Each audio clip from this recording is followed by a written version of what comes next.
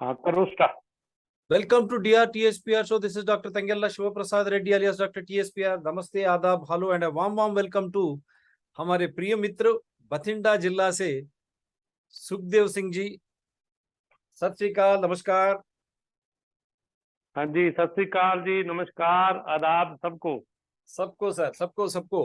और ये he is a very big farmer and the leader of farmers, and our own Honorable Prime Minister Narendra Modi ji has invited him to understand when he won for the first time in 2014 किस तरह हम हमारे किसान भाइयों की, भाई बहनों की, उनकी उत्पादकता शक्ति उसको दुगनी की जाए, आमदनी दुगनी की जाए। How to double the income of a farmer. On that topic, Honorable Prime Minister Narendra Modi has invited Sukhdev Singh ji. ఏ విధంగా రైతుల సంపాదనను రెండింతలు చేయాలి అనే నెపం మీద సుఖ్దేవ్ సింగ్ గారిని ప్రధానమంత్రి నరేంద్ర మోడీ గారు వారు పిలవడం జరిగింది। వారి సూచనలు కూడా చేశారు। काफी सूचनाएं भी उन्होंने दे चुके हैं। he has given many suggestions, and but those suggestions what happened God only knows। and now we are into 2023। I think by 2020 the farmers income 2020 के तहत और 22 के तहत किसान भाइयों की आमदनी दुगनी होनी चाहिए थी। क्या ये हुआ, क्यों नहीं हुआ, उसका भी हम चर्चा कर चुके हैं, क्योंकि उससे आज का मुद्दा सही मिलता जुलता है। Because today's topic is in equation with the farmers earnings and consumers like us. When we go to buy anything which farmer is producing, we are paying more. Neither farmer is happy nor consumer is happy। जब हम खरीदने जाते हैं, जब जो हमारे किसान ने हमको दिया है, चावल से लेके सब्जी तक, ना वो खुश है ना हम खुश है। क्योंकि जब हम खरीदने जाते हैं इतनी इतनी इतनी भाव है, दुगनी तिगनी 3 to 4 times इतनी भाव है, हम हैरान और हम परेशान हैं। कहां से लाए पैसे, हम किस तरह एक मिनिमम सब्जी खरीदे जो पोषक के लिए हम खाते हैं। सब्जी, दाल सब्जी भी इतना महंगा हो गया, हम जब खरीदने जाते हैं नहीं खरीद सकते हैं। लेकिन किसान जो इस तरह की सब्जी हो या दाल चावल, जो फसल किसान भाई जो करते हैं ना, उनको भी वो भी खुश है, क्योंकि उनको भी सही दाम नहीं मिल रहा। neither farmer is getting regular or price for his produce, nor a consumer when I am going to buy I am being taxed more। so where is this money going? ना किसान ना ग्राहक, दोनों खुश है, खुश नहीं है। लेकिन ये बीच वाला कौन है भाई? फूड कॉर्पोरेशन ऑफ इंडिया तो खत्म कर दिया उसको। होर्डर्स हम कहते हैं, जो किसान को कम दाम में खरीदते हैं और उनके गोदाम में लगाते हैं, और जैसे ही उनको समझ में आई 1 रुपया जब किसान से खरीदता है, बाहर आके 50-100 रुपए किलो वो बेचता है। हम जब खरीदने जाते हैं, हम इतनी महंगाई हम नहीं खरीद सकते। और ऐसी चीज, एक आम चीज जो है tomatoes prices have gone beyond 100 rupees, 130, now even 200 rupees they say। 50 rupees is also more, because farmer is not getting any amount there for his tomato produce। Tomato जब हम खरीदने जाते हैं 130, 150, 200 करीब है। लेकिन जब गरीब किसान जो टमाटर जो करता है, फसल करता है, ना उसको कोई दाम मिलता है, वो तो रोड पे फेंकता है। लेकिन हम ग्राहक खरीदने जाते हैं, ये क्यों है, क्या है सुखदेव सिंह साहब जी, क्यों ऐसा हो रहा है? ना आप किसान भाई खुश है, ग्राहक कंज्यूमर ना हम खुश है। क्या हो रहा है भारत में?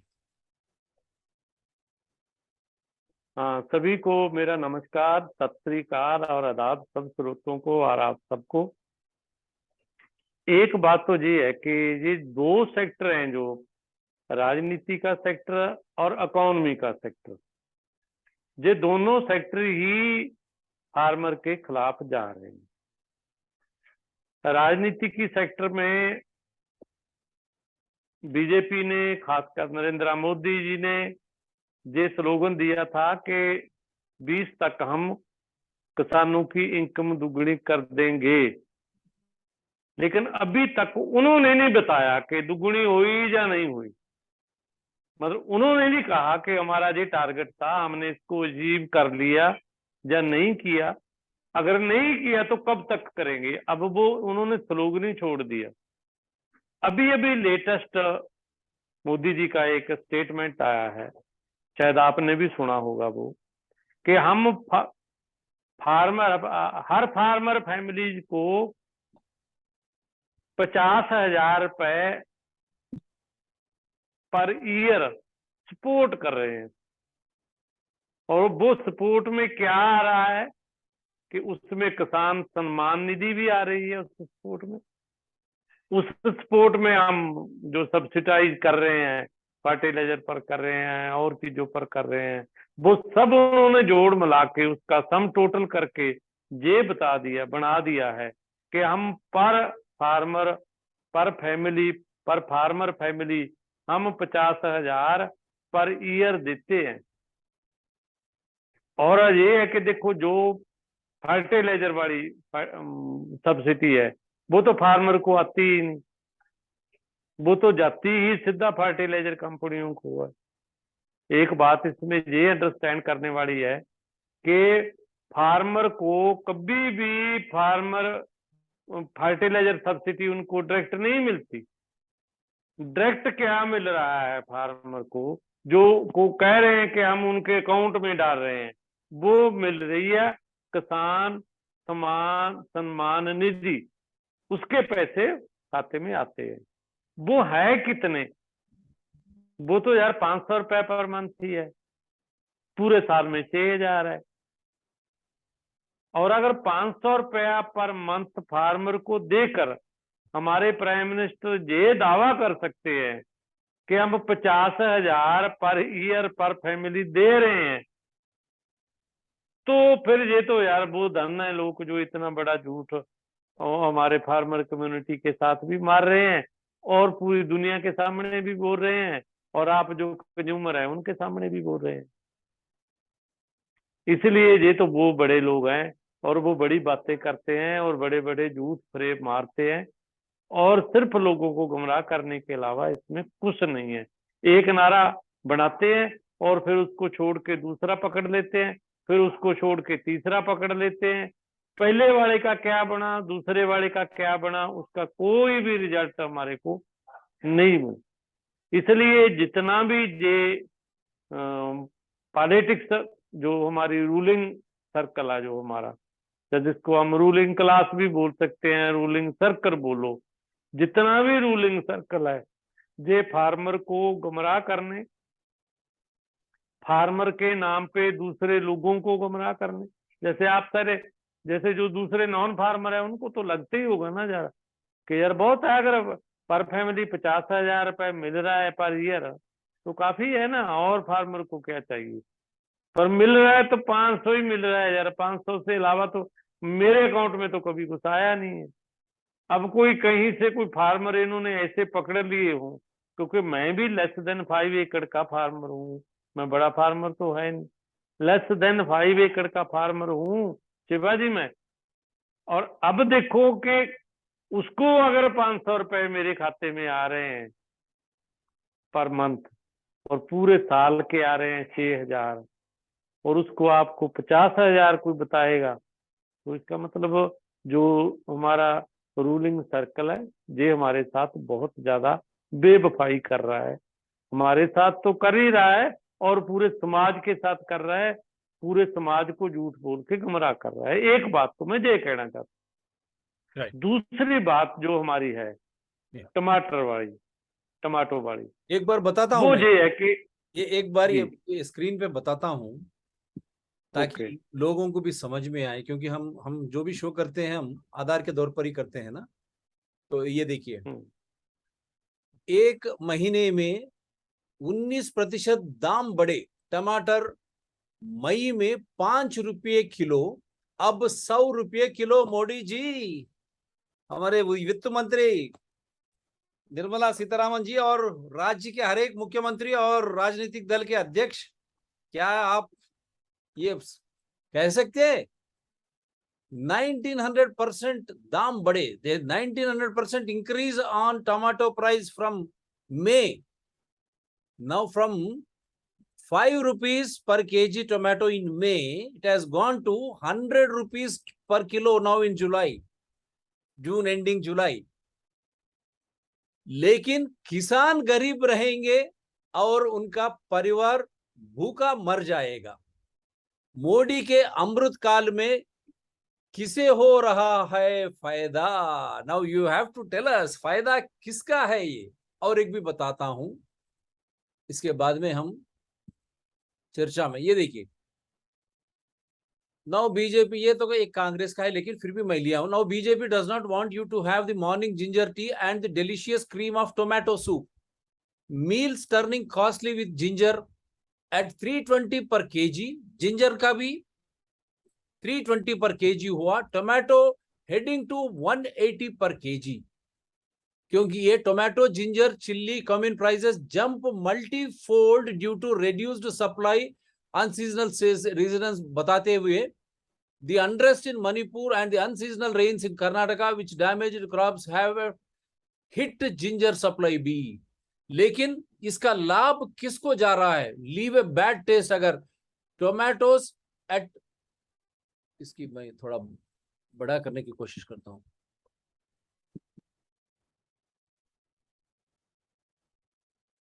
Tomatoes at Delhi's Azadpur Mandi shoot up to rupees 130 per kg, ginger at rupees 320 per kg, cumin और जीरा अराउंड 55,750 पर क्विंटल। देखिए, जिंजर प्राइस एट 32-35 पर 100 grams and average red chilli prices 200 to 250 पर केजी। ये सब आंकड़े हैं, आपके सामने हैं। और ये भी देखिए, मोदी जी अमृत काल में किसको हो रहा फायदा? ना किसान खुश है, उनके परिवार खुश है, ग्राहक हम जैसे लोग भी खुश है? खुश नहीं है। ना किसान खुश है, ना ग्राहक खुश है। मोदी जी किसको फायदा हो रहा है? Yes sir. ये फायदा तो मोदी जी के मित्रों को ही हो रहा है, और तो कोई तीसरा इसमें है नहीं। मोदी जी जो जितना भी फायदा दे रहे हैं वो अपने मित्रों को ही दे रहे हैं, पब्लिक को नहीं दे रहे, फार्मर को नहीं दे रहे। इसलिए इसमें क्या है, जो है मार्केट का जो सिस्टम है ना सर, मार्केट एक, मतलब पूरे कैपिटलिज्म ने मार्केट एक ऐसा ऑर्गन बना रखा है जिसके जरिए कहा तो दे जाता है कि सबसे अगर बेस्ट कोई फार्मूला है वो ओपन मार्केट का है। आप ओपन मार्केट में आओ और डिमांड सप्लाई के हिसाब से आपको ठीक दाम मिलेंगे। लेकिन बात असल में दरअसल में ये है कि कभी प्याज महंगा हो जाता है, कभी टमाटो महंगा हो जाता है, और कभी पोटैटो महंगा हो जाता है। उसकी वजह क्या है? उसकी वजह ये है कि फार्मर है जो, वो तो डायरेक्ट प्रोड्यूस ही कर सकता है, पैदा ही कर सकता है। उसके पास भंडारण की, उसको स्टोर करने की कोई उसके पास इंस्ट्रूमेंट नहीं है। और ना ही गवर्नमेंट ने हमारे फार्मरों को कोई ऐसे मतलब कोल्ड स्टोर वगैरह जहां हम अपनी किसी सब्जी को, अपनी किसी मतलब फ्रूट को वहां प्रिजर्व कर सके कुछ समय के लिए, वो हमारे पास तो नहीं है। तो वो स्टोरेज की जो समर्था है वो किसके पास है? वो तो बड़े लोगों के पास है। और वो क्या करते हैं कि जैसे अभी क्या है, जून में तो यार 3 रुपए केजी भी गया है हमारा टमाटर। जून में हमारा टमाटर 3 रुपए केजी गया है।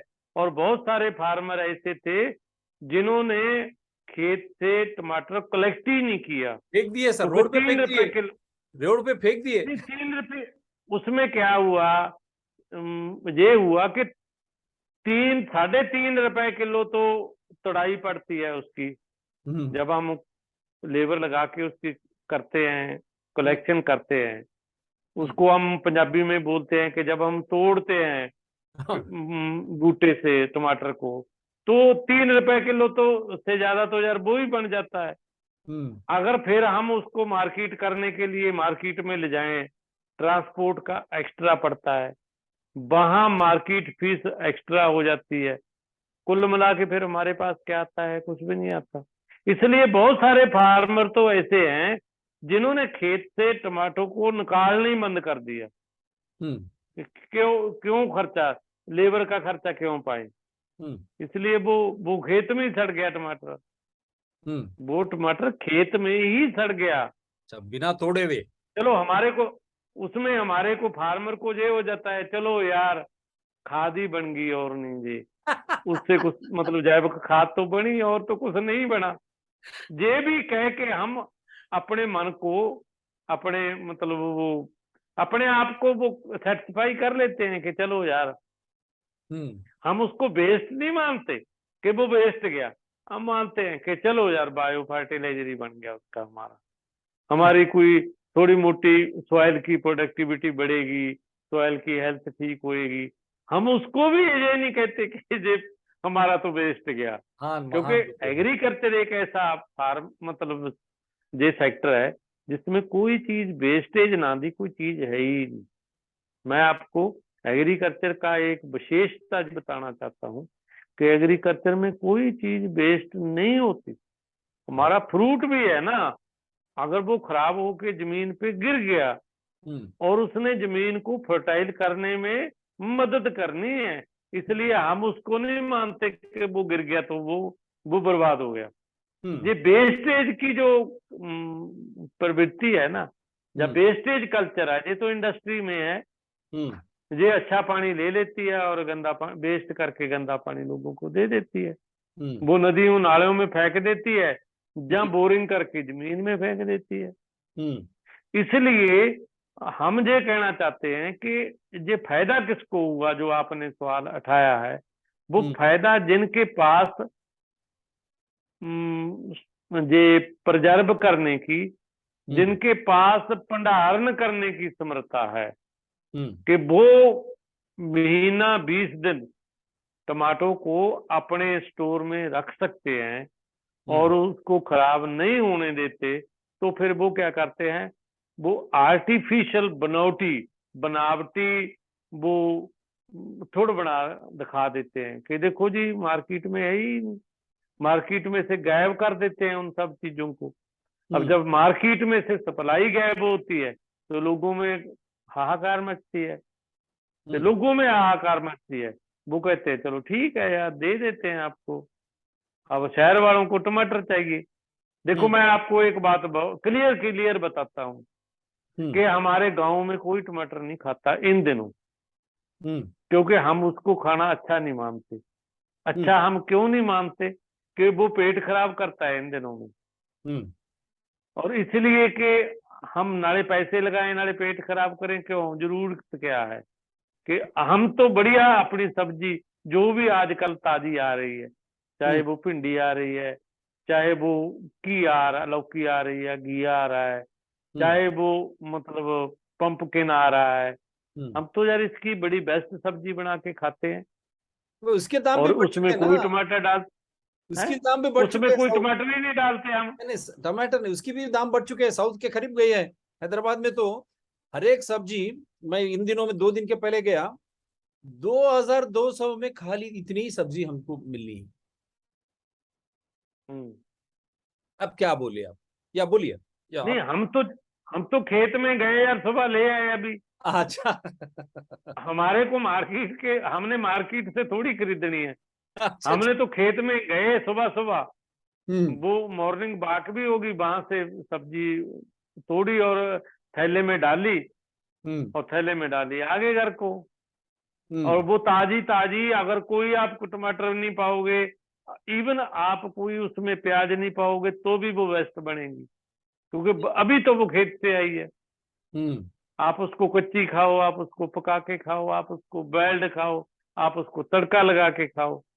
इसलिए ये जो बात हो रही है ना, ये जो मैं ये कहना चाहता हूँ कि ये जो टमाटर का रेट भी ज्यादा हुआ है ना, इसमें फायदा हुआ है उन लोगों को जिनके पास भंडारण की एक समर्था है, जिनके पास कोल्ड स्टोर वगैरह की टेक्नोलॉजी है, जिनके पास वो टेक्नोलॉजी है कि जो महीना 1.5 महीना वो खराब ही नहीं होने देते खेत से आए प्रोडक्ट, और वो फिर मतलब आर्टिफिशियल शॉर्टेज पैदा करते हैं, और आर्टिफिशियल शॉर्टेज पैदा करके लोगों को गुमराह करते हैं मोदी जी की तरह, और उसके बाद वो फिर मार्केट में फेंक देते हैं उन चीजों को, और लोग फिर खरीद लेते हैं।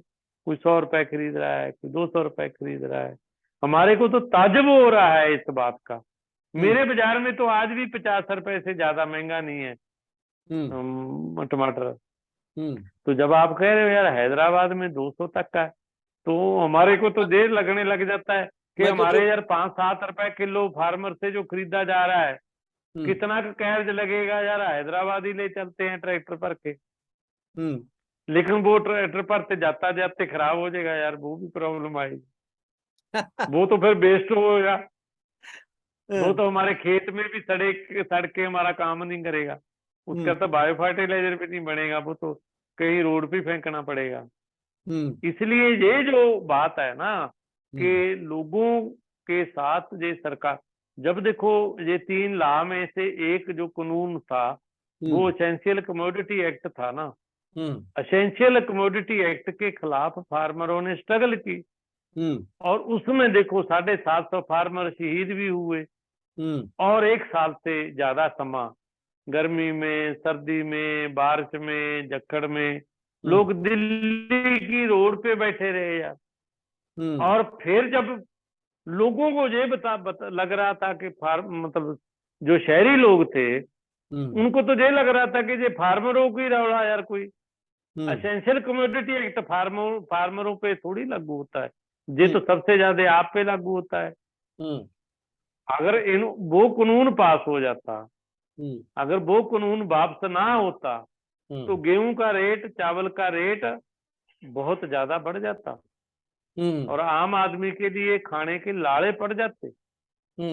और जो भी ये लोग थे, जो सारे अबानी अडानी थे, जो इनके पास बहुत बड़े बड़े भंडारण की समर्था है, इनके पास तो सीलो गोडाउन है ना, ये अपने सीलो गोडाउन में वो सारा अनाज लगा देते, और बाद में फिर जहां भी महंगा बिकता, क्योंकि इनके अंदर कोई देशभक्ति भी नहीं। मैं आपको एक और बात ये बताना चाहता हूँ कि अगर वो चावल अमृतसर में महंगा बिकेगा तो वो अमृतसर में बेचेंगे, अगर वो चावल लाहौर में महंगा बिकेगा तो ये अमृतसर वालों को भूखा मरना छोड़ देंगे, लाहौर वालों को बेच देंगे, क्योंकि इनका दीन धर्म एक ही है, वो है पैसा, प्रॉफिट, और प्रॉफिट भी मैक्सिमम प्रॉफिट। क्योंकि अमृतसर और लाहौर का डिस्टेंस कितना है, वो तो यार 35 किलोमीटर ही है सब। अब अगर उनको ज्यादा पैसा लाहौर में बनेगा, अमृतसर में नहीं बनेगा, तो वो लाहौर में बेचेंगे। और कोई भी पाकिस्तानी ट्रेडर है जो, अगर उसको ज्यादा पैसा अमृतसर की मार्केट में मिलेगा तो वो लाहौर वालों को नहीं देगा, वो अमृतसर वालों को देगा, क्योंकि वहां ज्यादा पैसा उसको मिलेगा।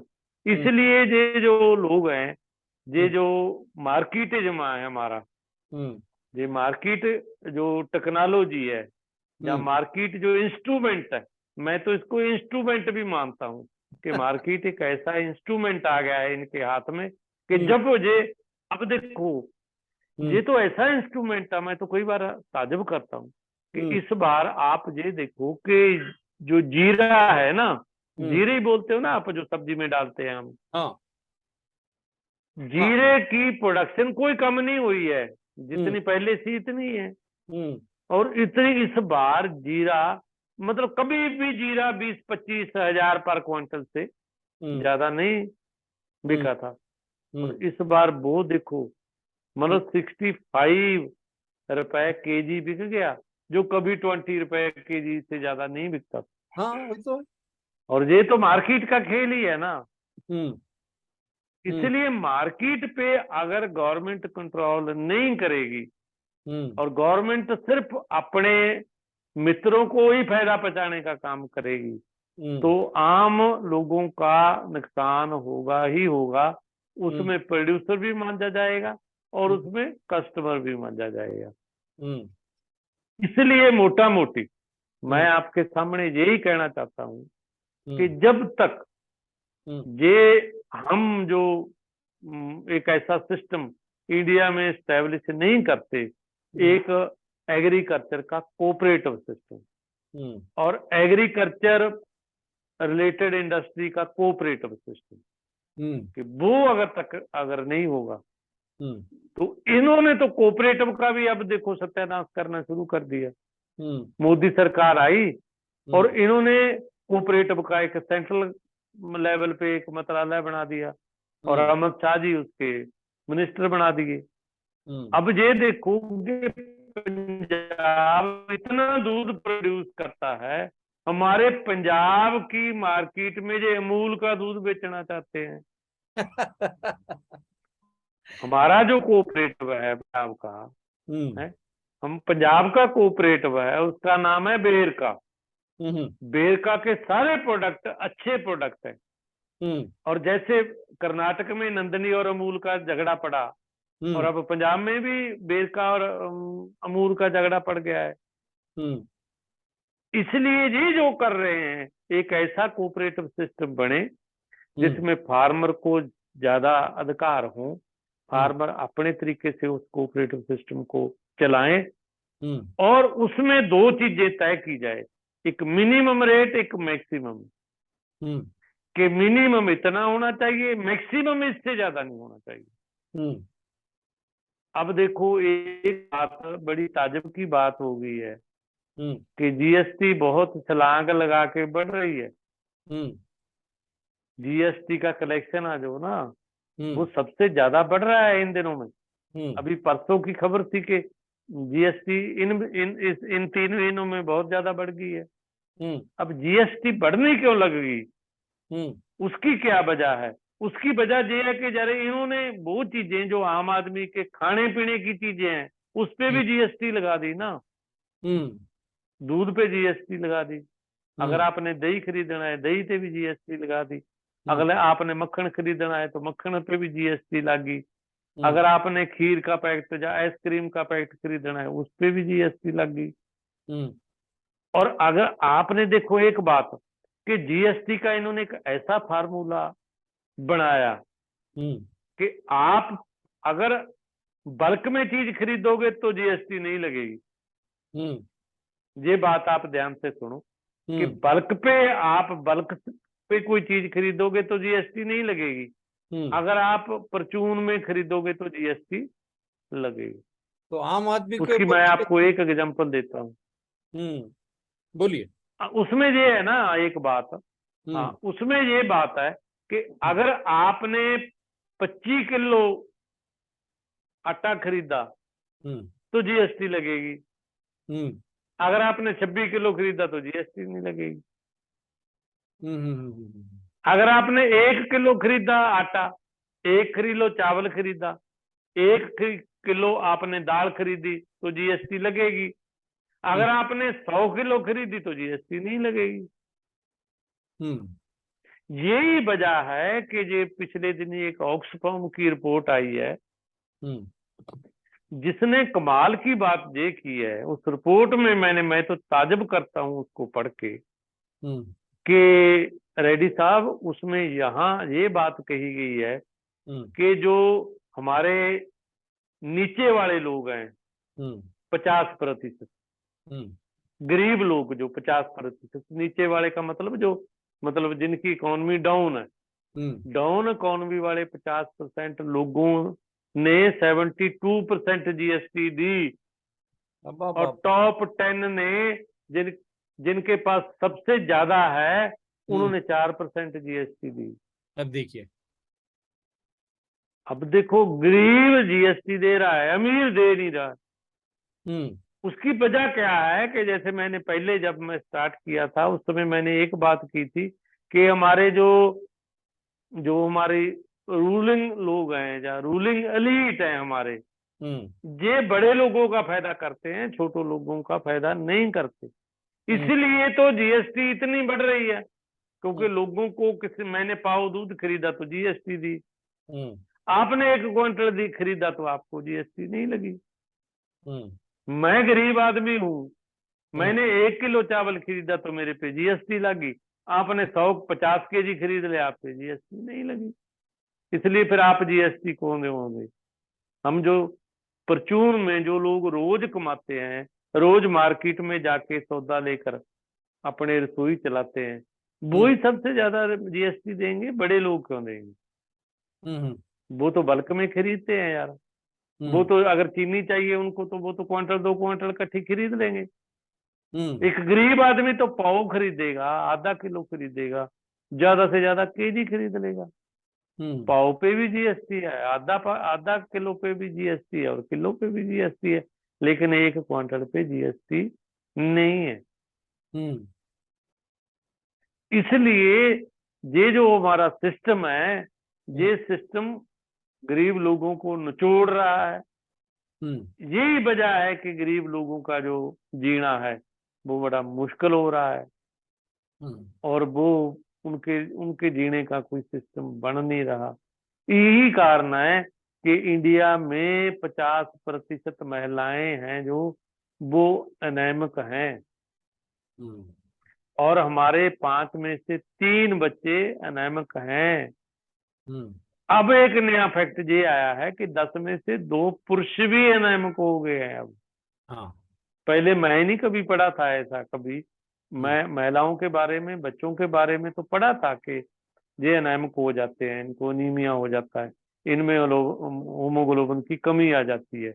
लेकिन मैंने पहली बार एक रिपोर्ट पढ़ी है कि इंडिया में 10 में से 2 पुरुष भी, मेल भी अनेमिक हो गए हैं।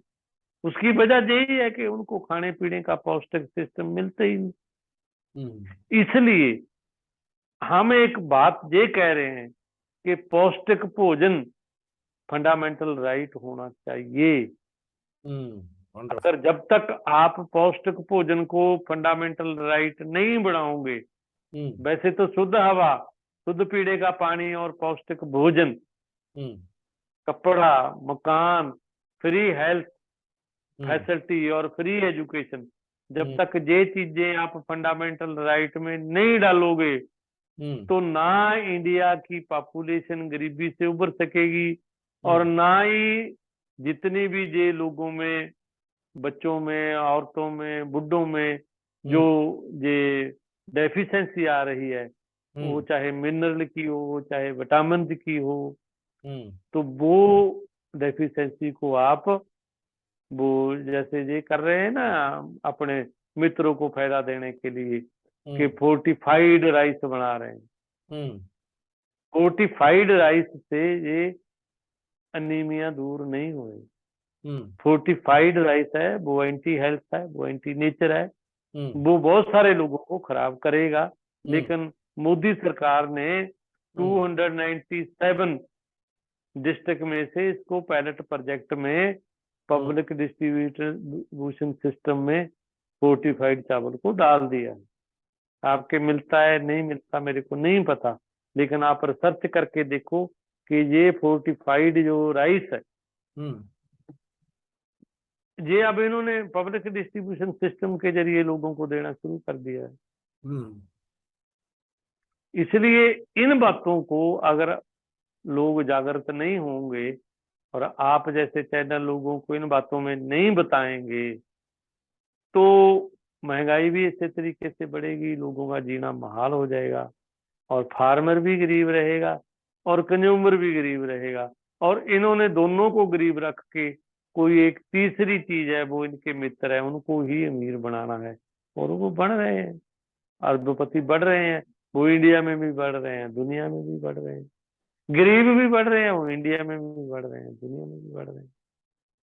इसलिए आज का जो आपने ये शो किया है, इसके बारे में मैं यही कहना चाहता हूँ कि जब तक एग्रीकल्चर को हम कोऑपरेटिव और people led cooperative, pro nature pro human cooperative system के अंदर नहीं लेके आएंगे, तब, और जब तक हम मिनिमम और मैक्सिमम प्राइस में डिफरेंस नहीं रखेंगे, कि ये नहीं होता कि मिनिमम सपोर्ट प्राइस दो, मैक्सिमम भी तो लगाओ ना कि यार जिसको आप मार्केट करनी है उस पे भी तो कोई लगाओ ना, राइट।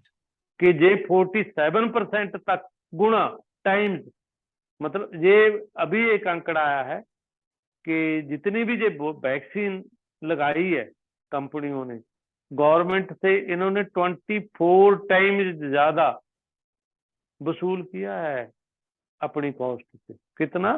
24 टाइम्स, परसेंट नहीं, टाइम्स, गुणा 2 मिनट ज्यादा बाकी है, वसूल किया है। 2 मिनट बाकी है। और इसीलिए ये फैक्ट सामने आ रहा है कि जो फार्मा कंपनियां हैं वो पर सेकंड 1000 करोड़ डॉलर का प्रॉफिट कमा रही हैं। एक सेकंड में उनका प्रॉफिट कितना है? 1000 करोड़ डॉलर। तो लोग तो गरीब हो गए यार, राइट। वो भी अमीर हो ही जाएं, लोग भी अमीर हो ही जाएं, और नेचुरल रिसोर्सेज भी हेल्दी हो ही जाएं और अमीर हो ही जाएं, ये कैसे चलेगा काम? Wonderful, wonderful. आपका हाँ, शुक्रिया। इसलिए या आपने मतलब इस शो में मेरे को लिया राइट। और इस पे हमने थोड़ी चर्चा की। और पंजाब में तो अभी टमाटो इतना महंगा नहीं है, लेकिन अगर 200 रुपए केजी हैदराबाद में बिक रहा है यार, ये तो हमारे लिए शॉकिंग बात है। राइट। तो यह है इसलिए आज का मुद्दा। ना किसान ना ग्राहक, ये बीच वाले कौन है? ऐसा आर्टिफिशियल स्कैर्सिटी करके इतने दाम में बेच रहे हैं। मोदी जी, गवर्नमेंट क्या कर रहा है? और आम आदमी को पौष्टिक आहार कैसे मिलेगा? क्या वो इसी तरह सप्लीमेंट्स जो फार्मा इंडस्ट्री को वो लेते रहें ताकि उनका पेट और खराब हो जाए, उनके स्वास्थ्य और खराब हो जाए? So we are leaving at this. At least now the governments have to intervene to control this artificial scarcity in the name of tomato, onions, oils. Okay What is this nonsense? Neither farmer is happy nor consumer is happy. In whose interest governments are allowing these markets to raise prices? That is why he clearly states minimum price and maximum price should always be there for every produce. And also this GST golmaal also should come to an end, and it will end only by the realization of people. लोग जागो, क्योंकि आपके स्वास्थ्य आपके हाथ में है। ये कौन लोग होते हैं बीच में इतनी दाम टमाटर हो या सब्जी का बढ़ाने वाले? अगर आप चौकन्ने नहीं है, इसी तरह जिस तरह टमाटर सड़ जा रहा है थोड़े खेतों में, उसी तरह हमारी जिंदगी भी पौष्टिक आहार के बिना, स्वास्थ्य के बिना हम एक अच्छे नागरिक नहीं हो सकते हैं। Thank you very much. Do support okay. DRTSP channel, citizen DRTSP शुक्रिया चैनल। शुक्रिया शुक्रिया सर, बहुत बहुत धन्यवाद। पक्का सर। और ओके एक शो रेडी रहिए। इसका तुरंत एक सीरीज ओके भी करेंगे, दुगनी क्यों नहीं हुई, क्या हुआ। Even farmers जी by जी 2020 as promised by Prime Minister Modi, they have not doubled their okay income. But who are those okay middlemen? Who are those hoarders? Are they funding these political parties? Just because of that, electoral bonds have become opaque. What about the common man? His fundamental right to have nutritious food. That is a big show statement from here. Every citizen should have nutritious food, and that should become a fundamental right alongside housing, environment, everything else. Thank you very much. Okay.